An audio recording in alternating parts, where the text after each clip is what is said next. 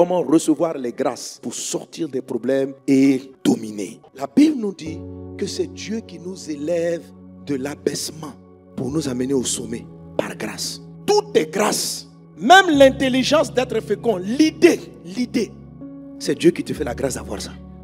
Oui, c'est une grâce. Même l'opportunité de rencontrer des personnes qui vont te favoriser, c'est la faveur de Dieu.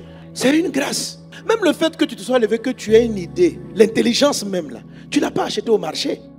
Pourquoi toi tu as telle idée et ton voisin ne l'a pas? Pourquoi toi tu es le fils ou la fille d'un tel, tu rencontres une telle personne et l'autre ne l'a pas? Ça s'appelle de la grâce. Il y a un paramètre qui ne dépend pas ni de ta force, ni de ton intelligence. Il y a quelque chose qui dépend d'une main invisible, qui crée un ensemble de choses. Même le fait que tu sois en bonne santé pour répondre à des choses-là, c'est la grâce. Tu as fait comment? Il y a des gens très bien qui ont eu un accident, ils ont glissé dans leur douche. Pourquoi toi tu n'as pas glissé? Et que tu es là, ça s'appelle sa grâce. Romains 5, 17 dit ceci. Si par l'offense d'un seul, la mort a régné par lui seul, à plus forte raison, ceux qui reçoivent l'abondance de la grâce et du don de la justice régneront-ils dans la vie par Jésus-Christ lui seul. Alors, le règne, c'est la domination. Régner, c'est lorsque tu atteins le niveau numéro 5, où tu mets les règles. Mais les règles de Dieu, alléluia. Mais avant d'y arriver, Dieu dit, pour régner dans la vie par Jésus-Christ, il faut recevoir l'abondance de la grâce. Il dit, ceux qui reçoivent l'abondance de la grâce et du don de la justice vont régner. Autrement dit, si un chrétien qui est appelé à régner ne règne pas, c'est qu'il y a des grâces que Dieu a amenées qu'il n'a pas reçues. Ce n'est pas ceux à qui Dieu donne les grâces qui vont régner. Dieu ne met pas en question le don. Ce qu'il met en question, c'est la réception du don. Donc, Dieu fait des grâces à tout le monde. Dieu ne fait pas de tri. Il fait des dons de grâce. Maintenant, dans tous les dons de grâce, d'autres reçoivent une partie, laissent tomber certaines, etc. Mais quand quelqu'un reçoit, il saisit les grâces. On n'a pas dit ceux à qui on a donné. La grâce est donnée à tout le monde, même le plus pauvre. Il y a un moment donné, il y a quelque chose qui vient te visiter. Vas-tu recevoir ou vas-tu laisser partir? Quand tu vois une personne qui quitte la poussière, l'abaissement et qui se retrouve au sommet, il y a une visitation de Dieu qu'elle a reçue à un moment donné. Si tu vois une personne qui ne sort pas du puits, qui reste dans les dettes, dans les problèmes, c'est que quand elle a crié à Dieu, que Dieu a répondu, il y a une grâce qui est venue qu'elle n'a pas su recevoir. Les gens qui règnent, ce sont des personnes qui savent réceptionner l'abondance de la grâce. Donc, il ne reçoit pas une seule. Ce sont des ramasseurs de grâce. Le gars, il est assis, puis il prend comme ça. Il prend à gauche, il prend à droite. Ce gars-là, sa vie est propulsée parce qu'il a cultivé l'art de la réception de la grâce. Dieu vous visite, mais il visite de plusieurs manières. Certaines fois, beaucoup de chrétiens ne saisissent que certains aspects de la grâce. Hébreux 12, 15, il dit ceci. Veillez à ce que nul ne se prive de la grâce. Donc, on peut s'en priver. C'est possible. La grâce qui vient te faire sortir de ce fossé, tu peux t'en priver. La grâce qui vient te nommer ministre, tu peux t'en priver. L'auteur de l'Épître aux Hébreux dit veillez. Ça veut dire soyez vigilants. Vous savez, la Bible dit que Dieu ne permettra pas qu'une situation soit au-dessus de vos forces. Mais avant que les problèmes n'arrivent, Dieu va vous donner l'équipement qu'il faut. Vous connaissez l'histoire de Joseph avec Pharaon. Dieu dit quoi? Il y aura 7 années de famine qui seront tellement horribles qu'elles vont affamer toute la terre. Mais juste avant les 7 années, Dieu a donné 7 années d'abondance. L'abondance qui était arrivée avant la famine, c'était la grâce.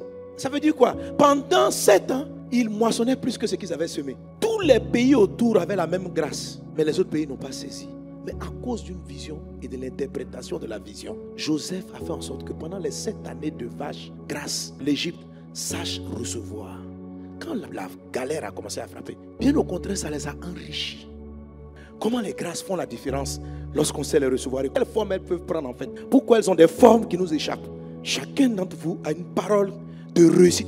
Alors, prenons par exemple des grâces, donc des prophéties ou des révélations, des promesses de Dieu. Vous saisissez cette grâce-là par l'attitude que vous avez vis-à-vis de vos proches. La grâce de réalisation, d'accomplissement d'une prophétie, c'est une grâce qui se retrouve avec quelqu'un que vous rencontrez, que vous croisez à un moment donné. Et là, soit vous méprisez la personne, vous ne la considérez pas du tout et vous manquez la grâce, soit vous recevez cette personne, vous manifestez de la bienveillance envers elle et vous recevez la grâce qu'elle transporte. Et beaucoup de grâces sont transportées par des personnes qu'on retrouve dans notre environnement. Jésus a dit ceci: tu aimeras ton prochain comme toi-même. Matthieu 22, 39. Et voici le second qui lui est semblable: tu aimeras ton prochain comme toi-même. De ces deux commandements dépendent toute la loi et les prophètes. Amen. Mais ce n'est pas seulement la loi. Le texte dit aussi les prophètes aussi en dépendent. Les prophètes, ce n'est pas les individus des prophètes. C'est leur prophétie. Parce qu'ils sont partis déjà les prophètes. Ce sont les prophéties. Amen. Donc la réalisation d'une prophétie dépend de ton application du principe de considération du prochain. Ce n'est pas l'amour de tout le monde. La Bible dit aimer tous les hommes. Mais Dieu dit tu vas aimer ton prochain comme toi-même. Le prochain, ce n'est pas tout le monde. Le mot prochain en lui-même est un mot qui est relatif. Nous sommes aujourd'hui dimanche. Si je dis le prochain jour, c'est lundi. Le dimanche prochain, ça veut dire c'est le dimanche en 7. Donc le mot prochain en lui-même, il n'est pas figé sur une personne. C'est relatif à ce que tu veux placer à l'intérieur. Là où tu es assis, ton prochain c'est ton voisin. Donc la prophétie dit, tu aimeras ton voisin comme toi-même. De ce commandement-là dépendent les prophéties que je t'ai données. Celui qui se trouve dans ton environnement à un moment donné, aime-le comme toi. Traite-le comme tu aurais voulu qu'on te traite. Respecte-le comme tu aurais voulu qu'on te respecte. Considère-le comme tu aurais voulu qu'on te considère. Ce que j'ai annoncé sur toi dépend de la considération que tu donnes à ton voisin au moment où il est ton voisin. Et mon protocole, frère David, il dit, ah papa, moi aussi j'ai vécu une situation similaire. Comment le prochain peut être important? L'accomplissement d'une directive divine. Sa femme a arrêté de travailler pour pouvoir s'occuper de l'enfant parce que c'est très difficile d'avoir des aides en Europe. Et donc pour des parents qui travaillent, on cherche le plus souvent à mettre les enfants à la crèche. Mais les crèches sont saturées. Et c'est très difficile de pouvoir avoir une place dans les crèches. Ils avaient fait la demande parce qu'en temps, notre soeur, son épouse, avait eu vraiment une proposition d'emploi bien rémunérée, très bien. En tout cas, c'était une grâce pour eux d'entrer dans ce travail. Mais il fallait que l'enfant puisse aller à la crèche. Ils ont fait la demande, on ne leur a pas répondu parce que très souvent, il faut demander même 1 an à l'avance, 10 mois pour avoir une place dans une crèche. Et puis bon, à l'anniversaire de l'enfant, ils ont fait un gâteau pour leur enfant, ils ont commencé à rendre grâce. Et la maman de l'enfant reçoit dans son cœur qu'elle doit envoyer une part de gâteau à sa voisine. Vous savez, en Occident, c'est-à-dire l'amour du prochain, là-bas on ne connaît pas. C'est-à-dire le voisin, on ne sait même pas qui c'est. Personne ne veut gêner son ami. Donc, Dieu lui a dit, donne un bout de gâteau à ta voisine. Et puis, pendant qu'elle voulait couper le gâteau, l'Esprit lui dit de couper là où on a marqué le nom de l'enfant. L'enfant s'appelle Lévi. Donc, l'Esprit lui dit de couper le nom Lévi là, et de donner ça à la voisine. Et elle va offrir ça à la voisine. La voisine est touchée. Et le lendemain ou le surlendemain, elle vient les voir. Elle lui dit merci de ce geste d'amour. Et elle dit, mais vous avez fait une demande pour la crèche pour l'enfant? Ils disent oui. Elle dit, ah, en fait, c'est elle la directrice même. Mais ce qui les a surpris, c'est qu'elle savait qu'ils avaient fait cette demande. Et comment elle a su qu'ils ont fait la demande? Elle dit qu'elle est en train de regarder la liste des demandeurs. Et comme les parents marquent l'adresse, elle a vu une adresse voisine à sa maison. Et donc, elle a reconnu le nom de l'enfant. Elle a vu qu'il y a un enfant qui s'appelle Lévi, qui est mon voisin. Donc, ça l'a marqué à cause de l'adresse. Donc, quand elle a regardé, il y a beaucoup de noms qui demandent. Donc, elle a vu, ah, il y a mon voisin ici. Et puis, elle voit que l'enfant s'appelle Lévi. On demande la crèche pour Lévi qui habite ici. Mais elle a tellement de dossiers, en fait, elle banalise. Et le gâteau arrive avec le nom Lévi. Donc, elle comprend que de tous les voisins, c'est ce couple-là qui a un enfant qui s'appelle Lévi. Donc, elle va leur dire, l'histoire de la crèche, c'est réglé. Dieu leur avait répondu, mais par le voisin. Dans ton quartier, le voisin à côté, c'est un prochain. Ce que Dieu veut faire dans ta vie dépend de l'attitude que tu as vis-à-vis de la personne. Beaucoup d'exaucements, de miracles sont venus chez ton voisin. Ce jour-là, tu ne l'as pas salué. Parce que tu ne le connaissais pas. Tu ne t'es même pas occupé de lui.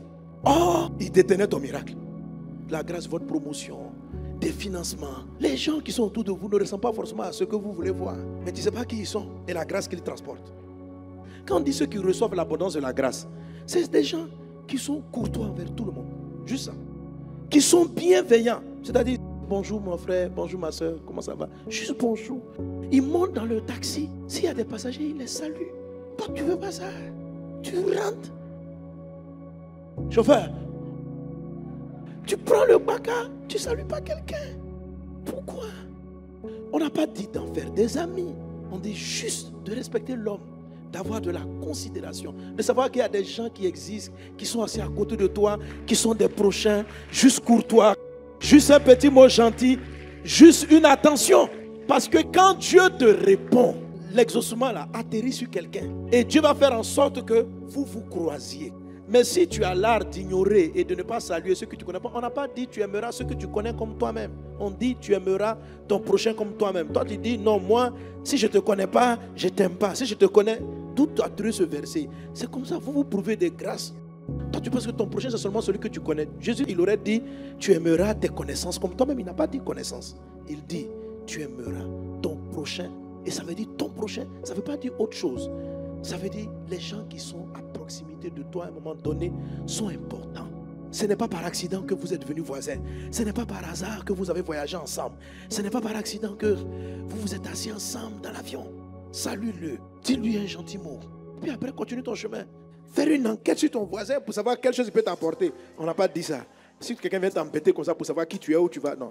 Juste salut, juste courtois, juste un petit mot. Amen.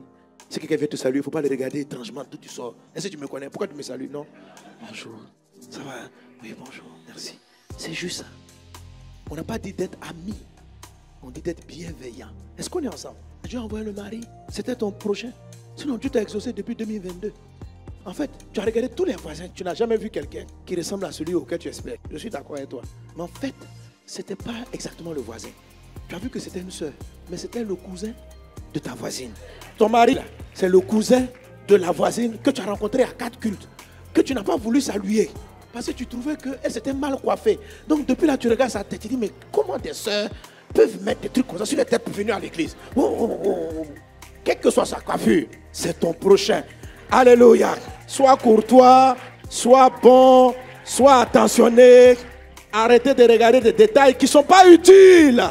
Aime ton prochain comme toi-même.